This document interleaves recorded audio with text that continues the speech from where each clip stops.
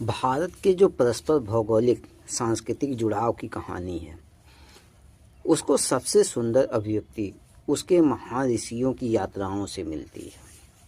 इन महान संतों में एक बहुत ही सम्मानजनक नाम है अगस्त्य या अगस्त्य ऋषि, जो उत्तर में हिमालय से लेकर दक्षिण समुद्र तक फैली सभ्यता की गहन निरंतरता को दिखाते हैं।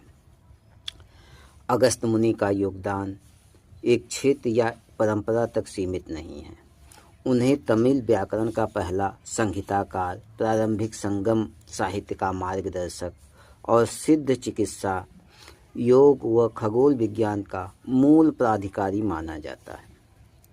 अगस्त्य मुनि की विरासत तमिलनाडु की मिट्टी में समाई हुई है। इसकी पश्चिमी घाट की तलहटी में स्थित तीन काशी उनकी स्मृतियों से ओतप्रोत है। भाषाई वर्गीकरण से परे भी उनकी भूमिका है। उन्हें सिद्ध चिकित्सा के प्रणेता के रूप में देखा जाता है, जो दक्षिण में फली फूली स्वदेशी चिकित्सा परंपरा है और भारतीय वैदिक चिंतन से दार्शनिक आधार प्राप्त करती है। अगस्त्य ऋषि की असाधारण यात्रा की कथा उन्हें एकता की शक्ति के रूप में स्थापित करती है। प्राचीन ग्रंथों के अनुसार जब कैलाश पर्वत पर शिव और पार्वती के विवाह के दौरान ब्रह्मांड का संतुलन बिगड़ गया, तो अगस्त्य मुनि को ब्रह्मांडीय संतुलन को बहाल करने के लिए दक्षिण की ओर यात्रा करने का निर्देश मिला।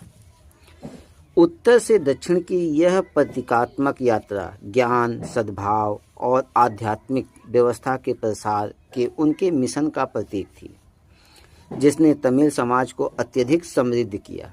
उनकी इस यात्रा ने दुनिया की सबसे प्राचीन और पुरस्कृत सांस्कृतिक परंपराओं में से एक को पोषित किया, जिससे यह सिद्ध हुआ कि बौद्धिक आदान प्रदान प्राचीन भारत की आधारशिला थी।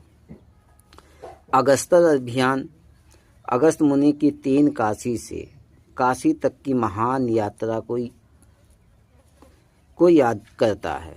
यह महज एक सांस्कृतिक यात्रा नहीं, बल्कि एक पुनर्खोज है, जो न केवल स्थानों को बल्कि युगों युगों के हृदय और इतिहास को जोड़ती है।